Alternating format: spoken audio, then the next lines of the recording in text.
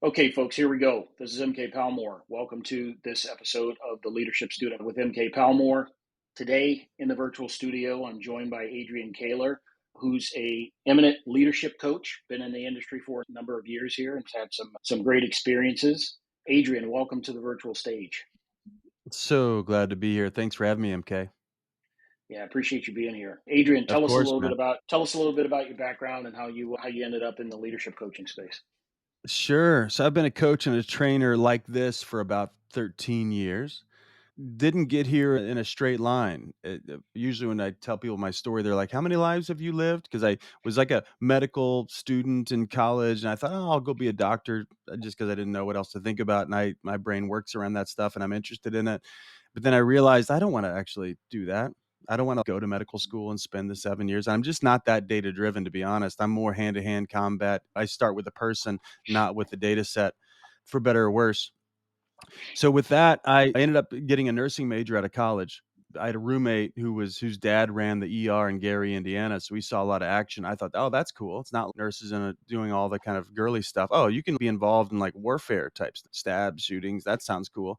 So I got a Right. degree in nursing, moved to Chicago, grew up in Illinois, small town kid, 8,000 people in my hometown. Very myopic way of looking at the world. I knew I wanted to get to the city, so moved to Chicago. Actually ended up working at a children's hospital, and I worked on every floor, which I dug. So I tons of variety, getting to work with also the opportunity with kids. Obviously, it's a heroic effort to save a kid's life. A kid never deserved anything. If you got some like 85-year-old that's got emphysema and they smoke for 70 years, welcome to the future that you planned. But for a kid, they never deserve anything, so you ought to save a kid's life, and you get to work with a family, which is very complex and very interesting to me. Tons of chaos. In some situations, a mom and a dad. Mom's usually hysteric, dad's usually angry and shut down, and getting them to the conversation was always a glorious challenge for me. I loved it. I would always ask for the toughest families just because I don't know, as my grandfather would say, I'm glutton for punishment. But I also just liked that challenge of getting folks beyond their fears and concerns and getting them to deal with reality in a way that opens up the biggest possibility for them, which would become a theme for my life. So did that for a while, come from a faith background, was service in a local faith community church setting in Chicago. Caught wind of a guy named Erwin McManus who was I was on a team in India serving, and while I was there, they gave us a CD. Remember those? Gave us a CD of one of his talks, like sermons or TED Talky type things, and he had the music. He was saying things about faith that I'd wish somebody had been saying my whole life because it was about risk and it was about really giving yourself to the world and being out there to redeem humanity and be a part of that, Hmm. right? And not being about judgment, about being right, which is what most people of faith are like. This is about loving first and loving absolutely. And anyway, so I was compelled. That brought me out to LA, and I was an intern at this church called Mosaic, which was we called ourselves the research and development arm of Christianity. So we were very conservative people did not like us, and we were like inclusive before that was a political statement. We were just into people and thinking we're a part of this grand narrative that there's purpose to the universe, there's love in the universe, and whatever people aren't experiencing, it's between their ears and in their heart. So if we provide an opportunity where people can open up, great things can happen. And in the meantime, go serve and make the world a better place. So I organized all of our volunteer world, which is about we had about 3,000 people in the church. So about 2,000 of them every year would go out and serve in the community. So I knew that I could take the toughest, most shut down, cynical person and take them down to Skid Row and have them meet a couple people, and they would all immediately become grateful and open their lives up. Or mentoring a homeless youth, or building a house with Habitat for Humanity. Service changes the human soul. I think it just aligns it, right? So because I think the humans, I'm weird, and we don't have to get into it, but I think the human soul is made for connection and made for love. And then life happens, and we all get our armor on and decide to go survive instead of thrive. But I loved that opportunity to get to take people into the streets in LA, and then I took tons of teams overseas. So spent my 30s, late 20s, all my 30s mobilizing volunteers to have breathtaking experiences and help the world become a better place. I love that. Moved into I met a guy whose father was a billionaire, so he's a millionaire. He wanted to give his money away, and I was the guy that knew everybody, and I was the guy that met him and helped him in his own spiritual path. So he asked me to help him give his money away. I took him around the world. He ended up actually being most connected to wanting to help people who had really blown it get a second chance. Long story very short, we Yeah. worked in the prison system. I met a guy who'd been doing this type of leadership work we're doing now as a full-time job, but on the side was also doing gang intervention work and work with juveniles in prison at such a level that recidivism, the chance that someone's going to go back to prison after getting out, the average is 87%. If you go through his simple 3-day program, they track these people over time. Over the last 20 years, they've tracked them. That number goes from 87% down to 12. So breathtaking Amazing. results. And I loved this guy. I've always been drawn towards leaders, to this like leadership student. I was always both. I was always a leader, didn't think about it, was just what happened. And I liked it. Not like it was an accident either. I liked it because I knew leaders change the world. If you want to change the world, you better lead. Otherwise, whatever, just wait because somebody else is going to change it and you'll just have to live with that. And when I've always found mentors, and this guy Dan was my next mentor. So I could just see him move a room. He's world class, probably the best in the world at our types of trainings. He says there's one guy better than him, but I don't believe him. And so I did that work for several years, and then I got out and I went through all the trainings because I'm a sucker for self-development type work, and I go to all these workshops and seminars, and I just love all that. I'm eager for it. I know that if I'm building myself, my world gets better.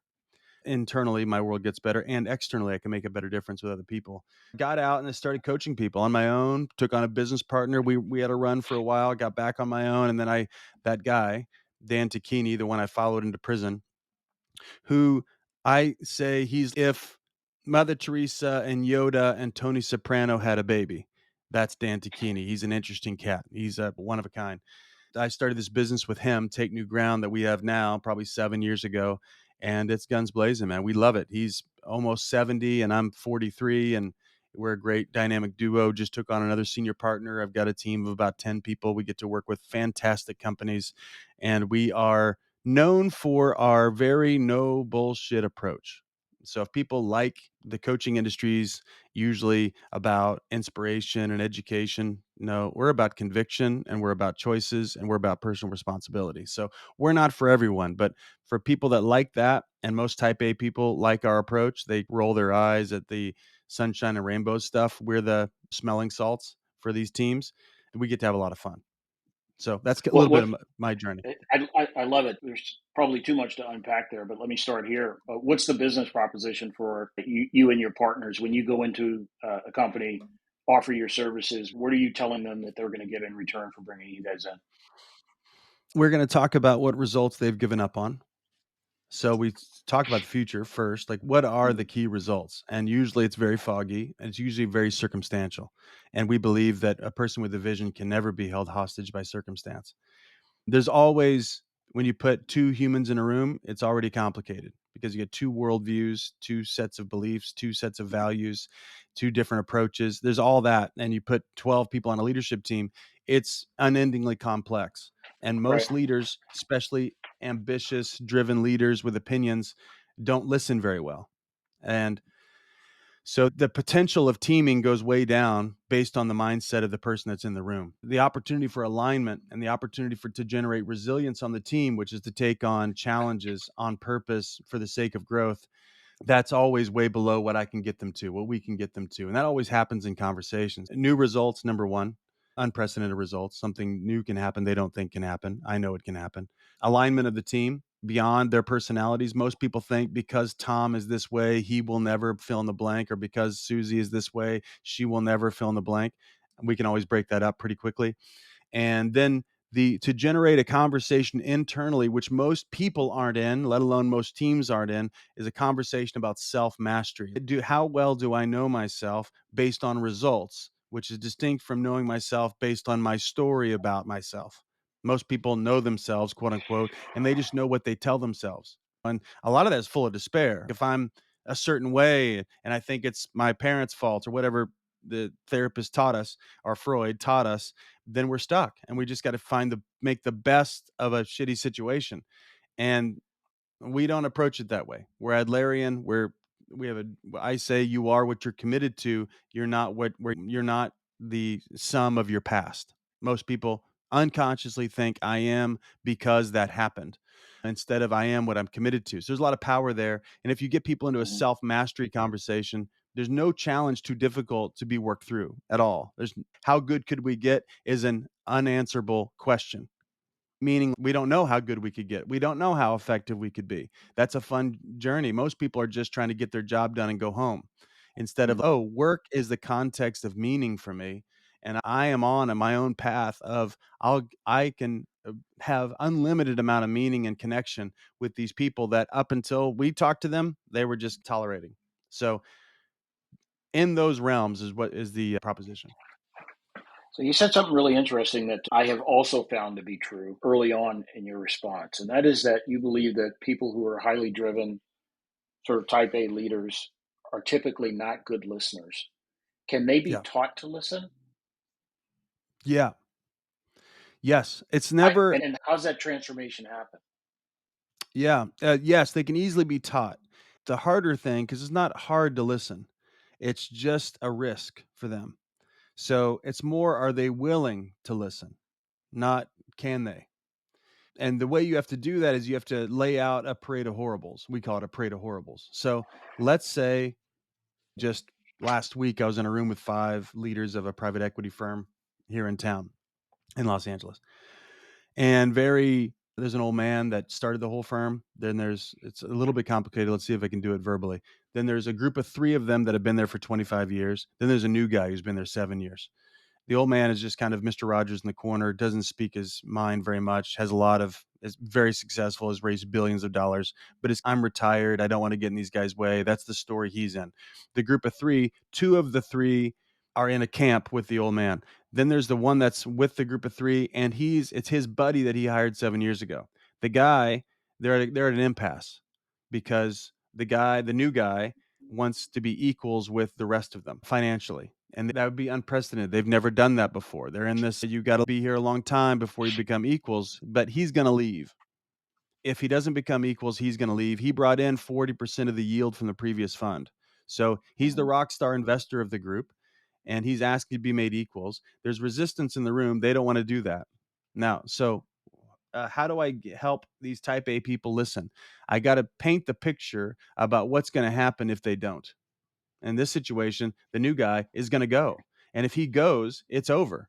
They're about to raise another fund, and he's a major part of their selling, of their marketing of the new fund. If he leaves, there's no new fund. And if there's no new fund, there's no business. They'll manage the rest of their funds and the rest of their portfolio companies, but there's no possibility. And so income's going to go from these guys make a lot of money, go from a high level of money down to nothing or down to like normal money for Right. everyday people. So they don't want to listen until they see hell that's on its way. And then it makes sense to them to listen. And they don't trust it either because usually people are listening from their own dogmatic view and they're listening. This is just what our brain does. We're listening to prove something. So you know what it's like. I know what it's like all the time. I have an opinion about you and what you're up to, and I'm going to listen to you just to confirm my own opinion. One of those cognitive biases. So I'm only paying attention to what you're saying that agrees with my judgment of you. That's just gravity for the human mind. If it takes work, and we do this usually with a baseball bat in hand, it's hey, why don't you listen for what you think is not true? Listen for that. What are they saying that makes sense, even though you are sure they're an idiot? Why don't you listen to what makes sense and how they are similar to you instead of your agenda, which is to prove how they're not like you and how you're better than them? So you got to get clear on what the cost is if they keep doing what they've been doing. And then it does take a little bit of nuance. We have a very oh, our type of inquiry is very Socratic in this way. It's like more Mhm. wondering and trying on different ideas and seeing what opens up for us, see what possibilities pop up if I'm willing to entertain the thing I've been unwilling to entertain up until now. But if one of those shifts happens, especially in a room of let's say 5, if the ringleader, which in that room this happened, the ringleader in the room, the guy that has the most influence in the room, he was the most engaged. And his type of engagement opened up everybody else. They came out of their caves and came to play. And it was messy. It was really messy. and it's great. We don't mind the mess. It usually needs to get messier before it gets cleaner. So I approach it like that. I hope that answer made sense. Yeah, no, it definitely made sense. It strikes me that the methodology that you're describing requires a ton of investment in understanding. I call it the human psyche. I'm not sure the human position, the Sure, human journey, sure. however you want to describe it. What Right. got you interested in that in particular? Because it strikes me that you not only in order to do what you just described, you have to be vested in that human journey process. You got to be super interested in it, like you Yeah. as just a pursuit of your own. When did that start Yeah. for you, and what did that look like? It started early for me. And this is a little bit why when I was a kid, they always say you're an old soul. In my family, I was the odd duck. I was like the not the black sheep necessarily, but I was just the one that didn't fit, mostly because Hmm. I had lots of questions. I wanted to know how things worked. And can we turn off classically in my head is can we turn off the TV and just talk at dinner? Because I want to talk. I want to understand. I want to talk about relationships. I want to talk about school.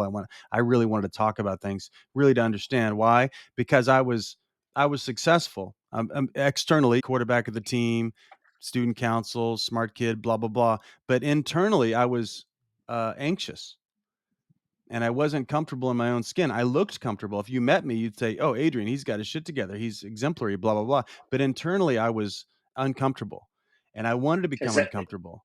Sorry, I wanted to is become that from comfortable. not knowing, or is it from a desire to just absorb knowledge? Probably both. Probably both. I was very.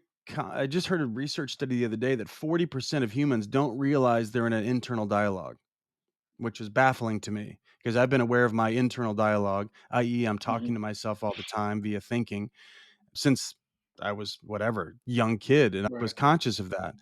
And some people just float through life just like living, and they don't realize that their thought life creates their experience. So I was conscious of that, and I wanted to be comfortable. I wanted to feel engaged. I wanted to make the biggest difference as well. And I knew that like I had a hunch that how I was thinking about things really created what I call life. And we know that's true. We actually have a perception in our people. We say it this way. It came from a guy named Dave Logan. First, there's a book called Three Laws of Performance. If your listeners haven't read it, it's worth listening to. Hmm. Three Laws of Performance by Dave Logan. People react to the world the way the world occurs to them. Number one. Number two is the world happens for us in language. Number three is future based language creates present state. It seems like you and I are on this podcast together, like the same podcast, but we're not. You are on your version in your mind. I'm on my version in Hmm. my mind. We have different sets of interests here. I'm here trying to think about how can I generate the most value for I want to connect with you. I want to create the most value for your listeners. I know you're doing the same thing, but you're also listening from your history, from who you are, from what you already think about me just in this short engagement. We all make these assumptions and based on our Right. biases, and some of those will be probably open up possibilities for the conversation. Maybe some of your biases shut down. You have to overcome them to be able to be here and ask these questions. So we're on two different podcasts. It seems like we're in the same one.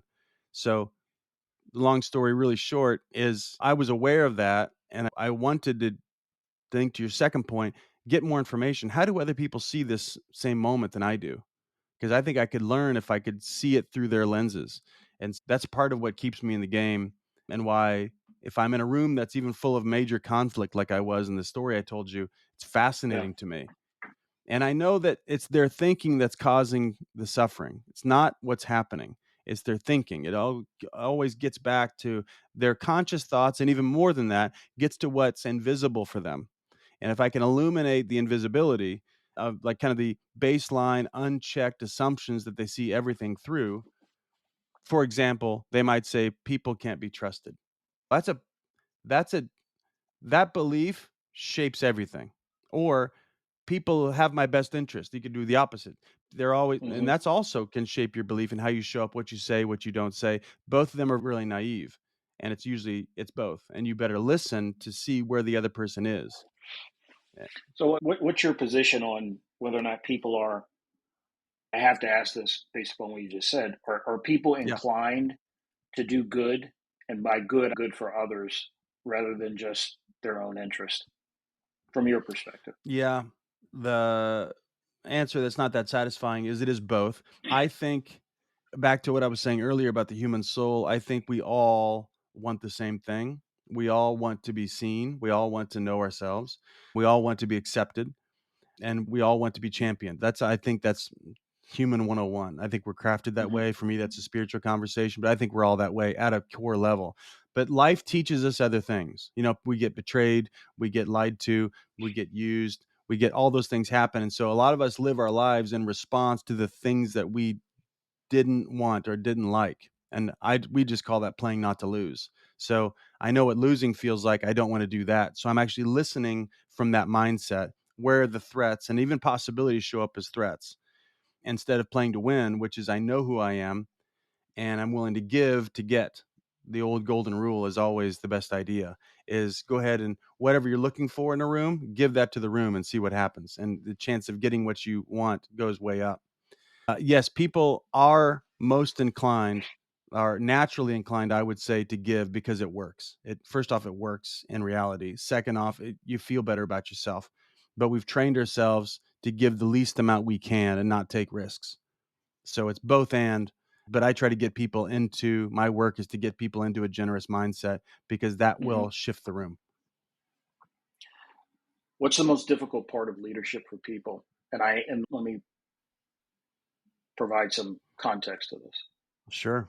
I think that there's not a ton of good leadership present in the enterprise space. And by enterprise, I just mean, I'll say corporate Big environments. companies. Yep. Yeah, big companies. Why are people so bad at it? Why is leadership so tough?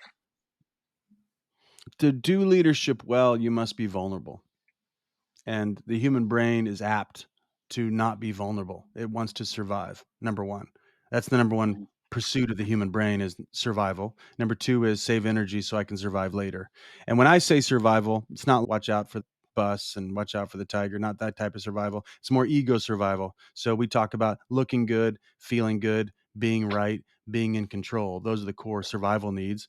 Those are going on in everybody's mind at every single moment of the day. They might be a low level, right? They might be like a 1 out of 10 volume. For some people that you've met and I've met, they're at a 10 out of 10. That's the only thing they care about.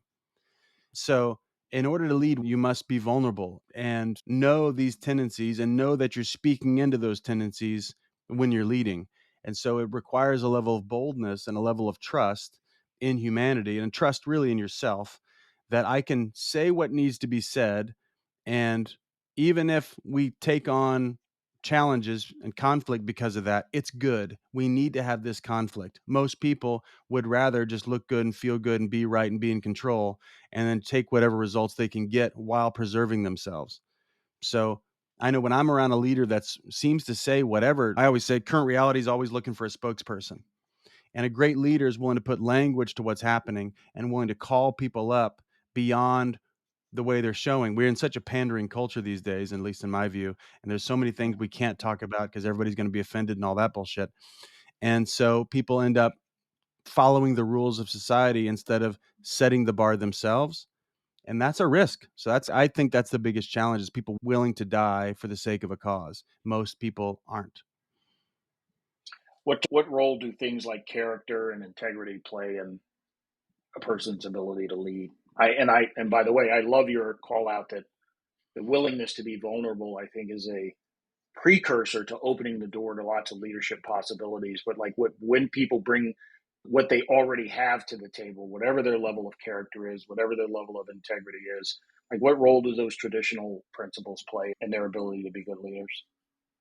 It's everything over time. You can be a charlatan. You cannot be honest. You can not have integrity, not have perseverance, not have all those ethics. And that can work for a short amount of time. You can fake people out. But over a long enough timeline, everybody gets found out. Every lie is revealed over time, I say. Mhm. So if I don't have integrity, which for me, it just means wholeness, it's not perfection. A lot of people think integrity is about Yeah. doing the right thing, saying the right thing all the time. I'm not in that camp just because I know myself and I know all the psychology around. We all have a dark side. We all have Hmm. criminality to us. We all want to lie and cheat and steal. We've all done that at a certain time on some level. And so for me, integrity is integrating all of my glory and all of my dark side. And ironically, if people can integrate all that and share about it in a responsible way, trust goes up. Even if I say, share something from my past where I lied to somebody or betrayed somebody, if I'm responsible, people lean in and get closer. They're like, oh, this guy's a real deal. He's not running a con on me. Yeah, there's a story that came to mind. I won't tell it for the sake of time. But over time, your integrity and your character is going to be found out. And so if you're going to start somewhere, my advice to most people that are struggling personally and struggling corporately, get your own house in order first. Get yourself straight, then help the people closest to you, then work yourself out. Don't try to put on a game and build up this big image and help other people, because otherwise you'll be shallow and you can't, even if you're successful, you'll fail because you can't handle it because it's All right. not aligned, it's inauthentic. Put your own mask on first before you start to help others. Right Yeah. on. Okay. The old Christian thing about like seeing the plank in somebody else's eye. That's You've got your own plank. Figure that out first before you start judging other people. You had indicated early on that part of who you are is based on faith and what that's done to help shape who you are. Some of the principles that you described appear to me to have some influence from maybe Eastern philosophy. Is that accurate, or am I misreading some of what you described? And if it is there, how have you incorporated that Eastern philosophy into your thoughts around leadership? Yeah. Yeah. Yeah, I could see how that would make sense. Let's see. So Christianity today is very philosophically distinct from Christianity and its origins, I would say. Mhm. Because even like modern Christianity is very westernized, which is more linear, answers driven. Here's the process, here's the steps, just do all these steps. That's a Western idea. That's not a Christian idea. Christianity has always been open to inquiry. And I mean, you can even tell if you just read the parts of the Bible per se about when Jesus is speaking, he's speaking philosophically most of the time. It's not about the answers. It's about who we become as we, what's the word I'm looking for? Incarnate the questions. As I live in this question, he's even all of his parables, it's not about answers, it's about a story, and how do you find yourself in this story. And you could actually, if you Mhm. looked at the story, you could be all different characters, and we are all different characters in the story. We tend to put ourselves in the hero place because of we're ego driven people, but if we could also become the villain in the story and think, how do I relate to that villain? Yes, most Eastern religions are more inquiry based and more stoic in that way, which I'm into because it opens up the biggest possibility, because it generates a whole mood of discovery. And so we're not just trying to find what the answer that I think I'm looking for. We might find a deeper question that opens up or makes that previous answer worth nothing compared to how I am in the question. That's a very weird answer to that. But I'm a mix of both. People that want to convince me that it's some kind of 5-step process, I'm not that guy. And I would assert and prove it 10 ways how that's not actually true. It's just naive to think that the formula of yesterday will solve the problem of tomorrow. And if we're open to new questions and new ways of being, I can meet tomorrow's challenges, but I have to break off from the dogmatism and the commitment of yesterday. You told a fascinating story earlier about a room and the different personalities and how they engaged in the process and what you were responsible for doing in order to get the thoughts moving in a particular direction. What's the toughest room that you've ever gone into? Was that the story, or is there one that you just thought from the onset, after understanding what the problem set is, you say to yourself, "Wow, this is we might not succeed here." Yeah. Yeah. A story, let's see, I can do it without names. I was working with a company that has world renowned fame, and they're in the security business.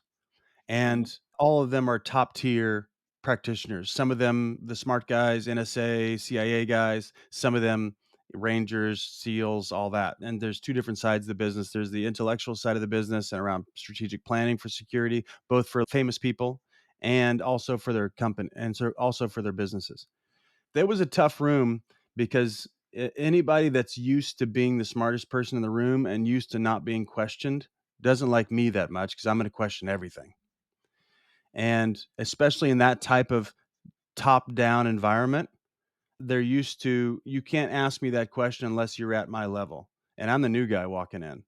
And it was a tough room just because there were they those folks trade in power. And I'm not that religious about their power struggles and who's triangulated with who and who thinks who and why is this person. They're all godfatherish. It's like a little bit like the mafia. So that was a tough room. That was a tough room to be in. And we spent 2 days with them and stepped on some landmines early. And we needed to go a lot slower because those folks don't trust anybody unless they respect them. And we assumed a little more respect than we had. And a lot of it's also it was a big firm now, but it was like a mom and pop shop. So it's if you've been there a long time, you've got some special credibility, and you might even own part of the company. And there's all these tons of nuances about how the power showed up in the room and who gets to listen, who speaks, who listens, in what order, that kind of stuff. And that was a really tough room. That was a really tough room. We learned a lot. I'll just say we learned a lot because we messed it up pretty early and got in a lot of conflict that we didn't know how to get out of. Out of that, half the room was very excited about working forward. When the folks that we had offended by me not caring about who they were and where they came from, I'm more caring about results and how they're showing up in this moment in time. Those folks, they don't want to learn from anybody, including me. Those whenever we get in those rooms and in some ways, just honestly, we missed it. We learn a ton from those. People call those failures, but man, their learning opportunities are so good. Yeah, they tend to stick with you. What kind of Yeah, prep do you guys do? What kind of prep do you do as a team before you go into space? What's valuable in the way of understanding the dynamics to the degree that you can before you even get into space? sure. We use a leadership assessment tool called the Harrison Assessment. It's, I think, the most honest and helpful tool out there. There's lots of assessments, and I've been training a dozen Hmm. of them. This one's distinct. It's first off, nobody knows it. Nobody's taken it before because there's only 150 us in the states that have access to it. But what I like most about it is it reveals. First off, it's gauged on people's preferences, not their personality. There's no tie between personality and performance. There is a distinct tie in the data between someone's preferences and their performance. What do they like doing? Interesting. Interesting. So, insofar that if someone's spending 70% of their time doing what they prefer doing, they have an increased chance of success of 300 to 400%. So, pretty big deal. Most of us don't have language for it, though. I'm busy being Adrian. And so, I'm not thinking about what aspects of my work align with the things that get me most excited, things that come to my awareness most quickly, things I'm prone to take action towards. And I haven't taken on the authority, personal authority and agency to craft my world around my preferences, which is the best strategy.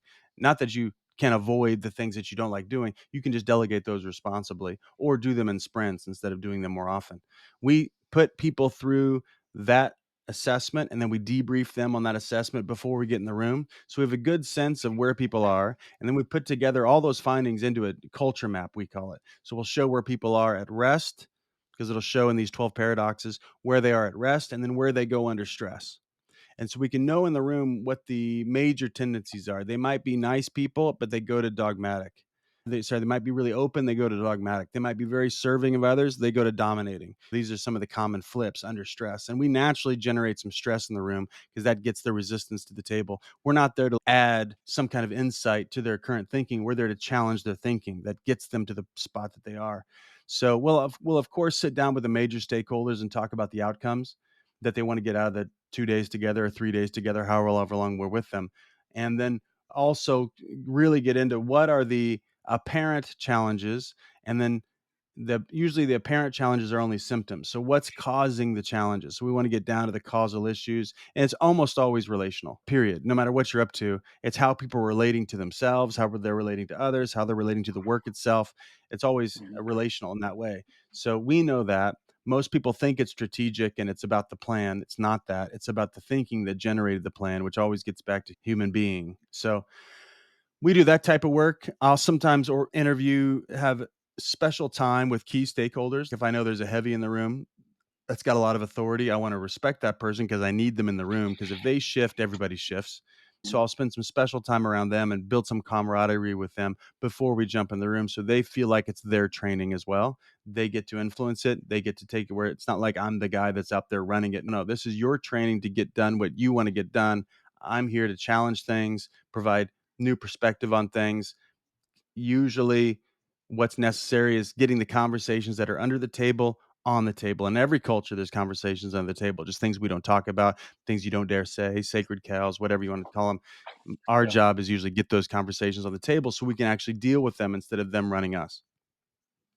super interesting. Are there environments, maybe industry or business verticals that you've been exposed to where performance is not directly tied to the quality of leadership within the company? In other words, performance seems to be high accomplishment, but the leadership is marginal at best. And I'm asking this question for a very specific reason because I have an industry in mind where I've seen many examples of this. And it strikes me as just, I don't know if it's an anomaly or it's very specific to this particular industry, but have you seen that high performance, poor leadership? Sure. I see it all the time. We've worked with plenty of tech companies and plenty of engineering companies where, especially in those worlds, people are leading because they're the best at a certain thing. So, and they get promoted because they're the smartest one, or they're where we work with a company now, an aerospace company, and Yeah. they all come from the biggest aerospace company on the planet. The guy that runs this company was the number one employee at that biggest aerospace company on the planet, and he's the CEO. Why? Because he's the name, but he doesn't want to be the CEO. He doesn't like running anything. He doesn't like coming out of his office. So Hmm. there's not going to be great leadership because he doesn't want to be a leader. He just wants to make cool shit. They make rockets and he just Yeah. wants to make cool shit. We just did an offsite with them and we finally got a cancerous guy out of there. But it's the conversation they've been dying to have for months. And when you get us in the room, things are going to move quickly. We're like a laxative. In some ways, I've never used that quite as a metaphor, but that's true. Bring us in the room, shit's going to move. You get So stuff moving. you get stuff moving. So, yeah, you get enough smart people together, they're gonna get lucky, even if they're not teaming really well. Somebody's gonna take over and somebody's gonna lead with their expertise. So, I we've seen that just from my own work is especially we worked with tons of engineering companies and tons of tech companies. Does that mean What that industries those did you have in team mind? tech in particular Yep. has been Yep. my observation? And I'm wondering, is it fair to say then that with the application of good leadership plus those smart, talented folks, that performance could be even higher, or is that Oh, a yeah. illogical assumption? Oh, no, for sure, and when I say leadership, I don't know what you mean by that. For me, mostly great leadership is clarity about the future, conviction about the Hmm. future, sober ownership of current reality. If you pull those two things off and a leader's willing to speak the future that they're committed to, speak what's happening right now that's working, what's not working, and what's missing, if you just do that, the whole thing's going to work a lot better. But most people don't want to do one of those two things. Most people are decently clear about the future, but there's conflict if we get clear on what's not working now. And it's if you don't don't generate a culture of personal responsibility, then you can't have any accountability. You can punish people and generate fear, but people aren't going to be accountable to themselves and to others, which is the only real form of accountability. You could babysit people all day long, but most leaders hate their lives when they've created a culture of babysitting, which they do Yeah. just because they're not willing to talk about issues when they're small. They wait until they become big and then they have to sit at the shit buffet instead of eating the shit hors d'oeuvre that they were offered a long time ago. I guess when I mention the term leadership and use it in a quick fashion like that, I'm immediately thinking about a people centered type of leadership where the Yeah. quality of lives of the people that you lead and their growth, their involvement is at the very least part of the one or two punches that you need to exercise. Like it's part of your daily exercise to make sure that they're growing, they're developing, that their wellness is a component of your leadership. So those are the Yep. types of things that I'm pointing to that I don't know that Sure. they are priorities, at least as I've observed S- them. uh, Yeah. no, they're usually not. They're usually not a priority. Most people in this day and age feel really busy. They love to feel busy. And most, especially if you're dealing with men, in my experience, men are just Yeah. more object oriented. They're not as people oriented as a whole. We know that from the science that men are into stuff, women are into people as a whole. There's men that show up and care about people. There's women that are just very driven and want to get something built or whatever. Those are the outliers, though. There's not the normal. So if a man is leading a company, they want to talk about objective things. They don't want to talk about Even we patronize and we call it soft skills, like all these soft skills, which obviously has judgments baked into it because it's soft and not hard and all that. But I call all of those things vital competencies, like the ability to listen, the ability to, speak in a way that enrolls people, the ability to influence other people in a way that's not coercive, but actually is magnetic. Those are all the soft skills. Those are vital competencies. But you can go take a class about that, but you don't learn about that in a book. You have to actually learn that on the field of play. And since most of us have a pretty flattering view of ourselves, we don't want to get any feedback either. So we don't, even if it's eating our lunch, we don't want to put ourselves through the grinder and figure out what's working and not working from me. It's pretty rare. When I meet people, when I like clients, for example, they are really right about what's happening and they haven't asked many questions. They're definitely not willing to, most of them for the most part, aren't willing to take on the humility and take on themselves first, like that self mastery conversation. That takes a lot of risk because that's the biggest reward. If they're willing to make the change in themselves that they want to see in the world, as Gandhi said, or whatever, that'll make the big difference. But yeah, most people want to shift things instead of shift themselves.